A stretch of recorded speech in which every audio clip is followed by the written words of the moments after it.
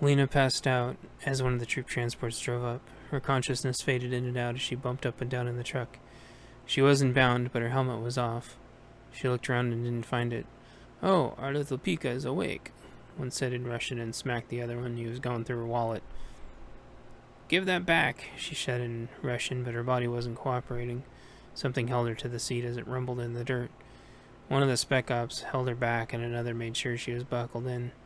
She struggled more, what little she could muster in futility. "We have to go back," Lena pleaded with them. One of the troops held up a picture of her with a little girl. "Who's this Pika?" one of them asked in Russian. Lena looked. I don't remember." Her head hurt and she was confused, and she was speaking in and out of English and Russian. "We need to go back," she insisted in English. "Why you need to go back to base?" another asked in broken English. "Is this girl there?" another asked in Russian. "I don't know. We need to go back. I'm sure of it." She begged them, but became more confused. "We radioed the base," their sergeant responded. "They speak Kurdish. No clue what they're saying." "We leave them alone. Go back to our mission." Lena recognized the three stripes. Mission. What's our mission?" They handed her the wallet and ID back along with the picture of the little girl. "Killing jihadi bastards, what do you think?" he said with a laugh. Everyone in the transport looked at her and she shrugged. One of them reached into a duffel bag and pulled out another worn but functional Makarov and a few mags. Another gingerly draped her AK-74 back over her head and handed her a few new mags. A few fresh mags. The sergeant spoke again. "Welcome to Cossack Squad." And they all cheered. The truck rumbled away. A canvas attached to the side of the troop transport depicted a holy knight on horseback fighting a dragon. Chapter 12. Holding Back the Pain.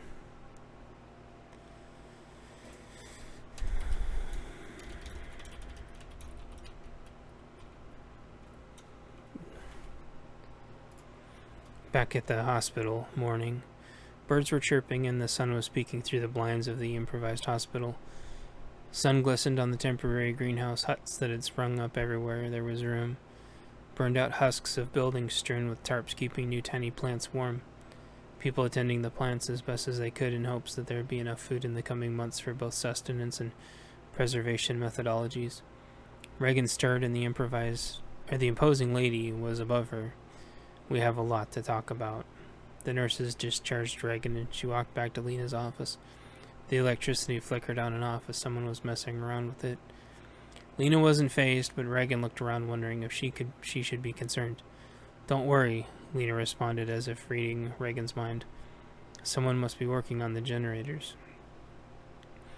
Lena paused for a second when she was about to speak. "I'll tell you everything when we get back to my office." The two could have been twins, and it was apparent when people walked by with their mouths open, and it looked like they were seeing double. Stern looks from Lena shut them up quick. Once they were in the office, Lena shut and locked the door as she started doing again lately. Reagan got inside and looked visibly uncomfortable. "Ah, you don't like offices, do you?" "Well, please feel safe in here. I am otherwise not a fan of offices either." She was speaking English, but it sounded like a Russian accent. "Should I know you? You look so familiar." Reagan almost blurted out "Mom" on accident. "You know me, or you may not, but I want to show you something," Lena responded, every interaction between the two eroding more and more of the Russian accent. Lena got into the closet and Reagan flinched. Lena reached in and pulled out her flight jacket. "Try this. See if it fits you. Just as a favor, I have to know." Reagan hesitantly put the jacket on one arm and then the other. It fit her exactly as it had fit Lena. Lena's mouth dropped.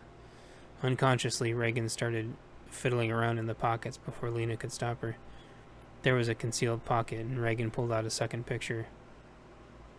Lena blurted out, "I had no idea that was there. How did you?" Reagan handed her a picture of the two of them together with the third person, a male. "I put this picture in here. It's a picture a guy gave me on base I used to stay with a lot. I was supposed to give it to you and put it in this jacket and forgot. Who was he?" Reagan asked. She painfully swallowed, not wanting the answer. Lena teared up and the two girls started crying. He was your father, sweetie. We finally found each other.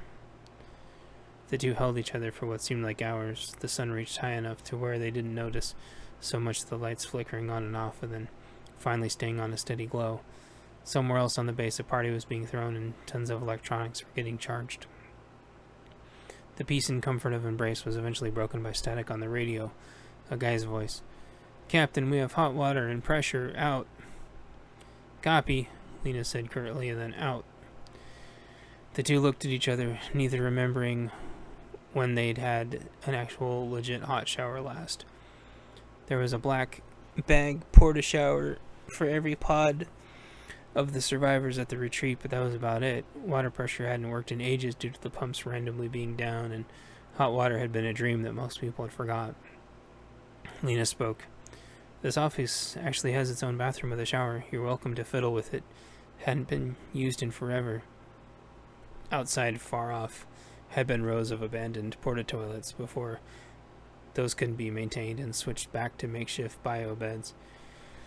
Holes in the back provided access to shovel out the composted material, and dirt and pressure had converted to farm material.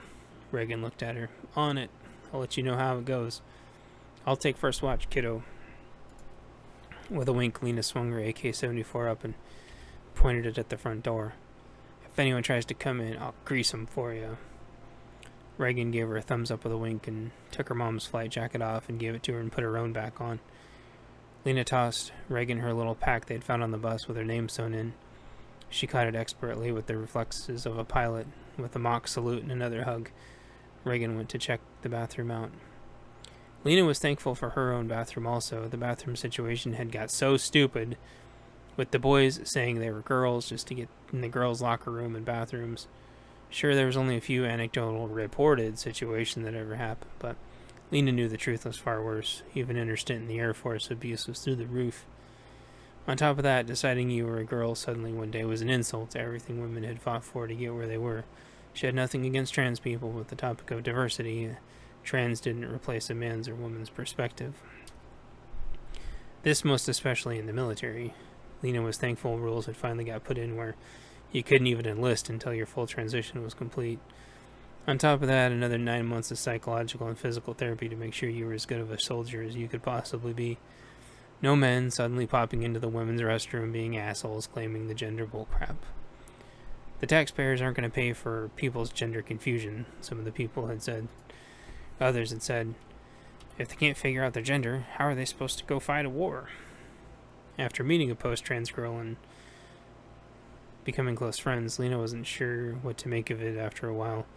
She did know that there wasn't going to be time in the middle of a combat zone to be figuring out which medicine to be taking and all that. You're supposed to be healthy and ready to go for combat time. Don't ask, don't tell always seemed to work. Act normal and leave people alone. Mind your own business, get your work done, and then be yourself on your own time. At least if guys were going to come into the girls' bathroom, they needed to be honest. If everyone was honest, there could be some kind of compromise, like the men had toilets they never used. Maybe the girls wanted to use them. Maybe the men's bathroom was shut down and everyone had to share. No big deal, and everyone could be mature. But don't be a giant asshole. Think you can hang out in the women's locker room and be an abusive jerk. Also, it wasn't like there were always going to be some individual private bathrooms for someone who couldn't make up their mind. Not like it's appropriate to make everyone else feel uncomfortable when they suddenly decide to full-time use the other gender's bathroom, locker room, and barracks out of nowhere. Men stayed out of the women's barracks and vice versa. It was common sense for safety and to prevent shenanigans. Good way to lose an eye, Lena thought to herself as she nodded in confirmation if anyone suddenly decided to mess with her like that. The water had been running for a while in Lena's tiny private bathroom, and the windows in Lena's office had started to steam up. Lena cracked a window and waited her turn. In a little bit, Reagan exited the little mini bathroom and swapped with Lena. Reagan was back to wearing her own jacket, and Lena grabbed the towel off Reagan's head, and her hair flopped everywhere. There's a brush in the drawer, you goof. Dry your dang hair, we got crap to do. Lena took her showering ring and brushed her hair and then started digging through a little pack she brought back out with her. After a little rustling around through the pack, she found a cord and started fiddling around with the electrical port in the room to start charging her phone. Her pack only had the bare essentials, and she'd been able to scavenge a few pairs spare of undies, hygiene products, and that's about it.